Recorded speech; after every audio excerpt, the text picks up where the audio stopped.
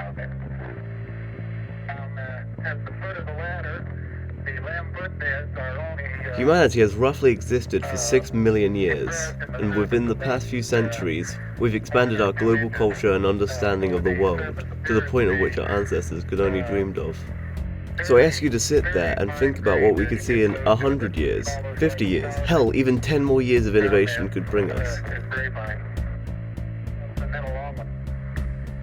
Chances are you pictured something like this. That human activities are responsible for climate change. Millions of people may soon face serious food insecurity because of the ongoing conflict in Ukraine. 1.5 degrees Celsius in the next 20 years. Now that is 10 years sooner than expected. Now stop. Place yourself in the viewpoint of someone from the 60s and imagine the future again. Why is this what we imagine? Were the people back then this blissfully unaware of the real future? Was this just some escapist fantasy to distract from the real problems of their time? What was yesterday's tomorrow?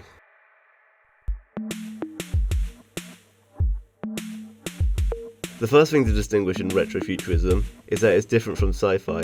Sci-fi is purely created for the purpose of telling a narrative using a scientific backdrop, whereas retrofuturism takes past predictions of the future and examines it or molds it to tell a narrative. How?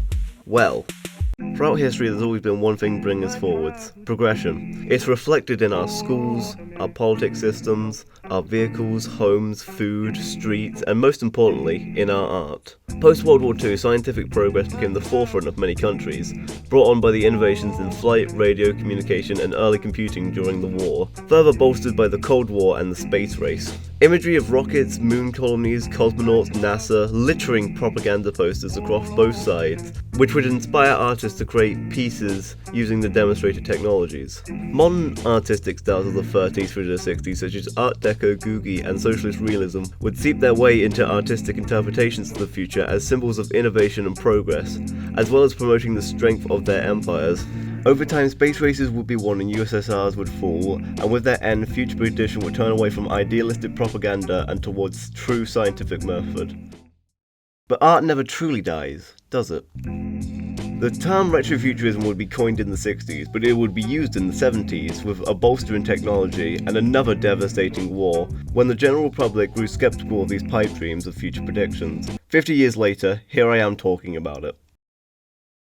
The fundamental base of taking past notions and ideas of the future and putting them under a critical modern perspective is what drives the retrofuture movement even to this day.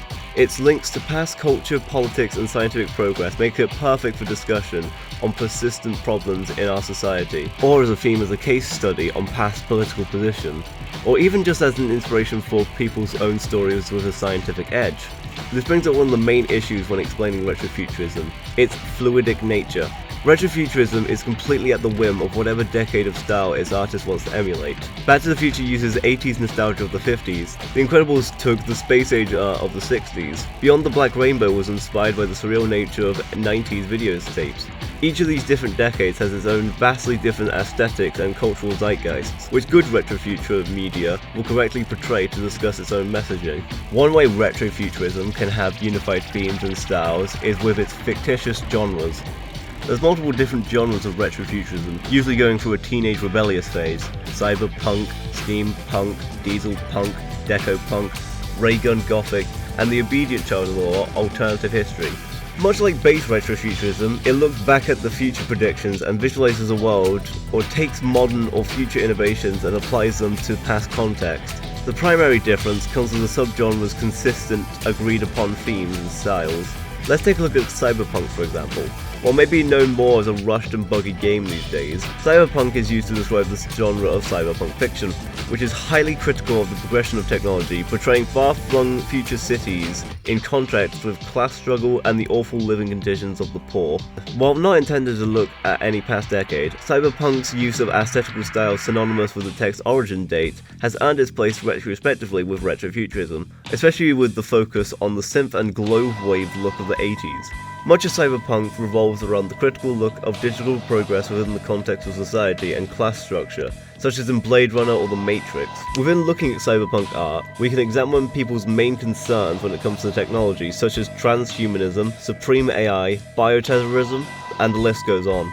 Cyberpunk as a genre would mainly be in the 80s and 90s, with the rise of cyberpunk themes in anime and manga popularizing the subculture into the mainstream, making it epidemic of those decades in pop culture. Cyberpunk would earn a brief resurgence in the mid to late 2010s online, with the rise of 80s nostalgia and the synthwave revival, and most notably a critically praised sequel to Blade Runner, which would act as an introduction to many people to the subculture as a whole. Now, steampunk can be said to be the complete opposite of cyberpunk in many ways, focusing on applying modern or future technologies to the context of the late 19th century, British or American settings, having that technology be inspired by the steam-powered engines and locomotives of that period. Originating in the 80s, steampunk fiction as a genre is slowly becoming more popular among masses, with shows such as Westworld and online spears like Brass Goggles. More reflective than cyberpunk, steampunk uses its antiquated aesthetic to comment on long-standing historical issues such as deep-seated racism or the dispute between classes. This isn't to say that cyberpunk can't do this, or that steampunk can't talk about the future and progress. It's actually the beauty of this entire movement. It can slip whatever themes and messages a writer wants, as it's eternally old yet still fresh enough to be an accurate show or warning about the future. So why am I talking about some old books and propaganda posters? Well, nostalgia rules our culture with an iron fist. What's outdated is the new fad. Much like the artists of the 60s, we're still looking back for innovations. How many times have you heard a billionaire tech bro promise something that was in Back to the Future? Or ever stopped on a highway and thought how people of the 60s imagined the future of cars? Or even watched a movie that takes most of its far future elements from old technology roots? The fact of the matter is, retrofuturism is still massively relevant in our culture. It's an important tool for analysing how the past saw technology, and what was the primary concern of the time, and how we can apply that to a modern context. Some time ago it was communism. I wonder what it is now.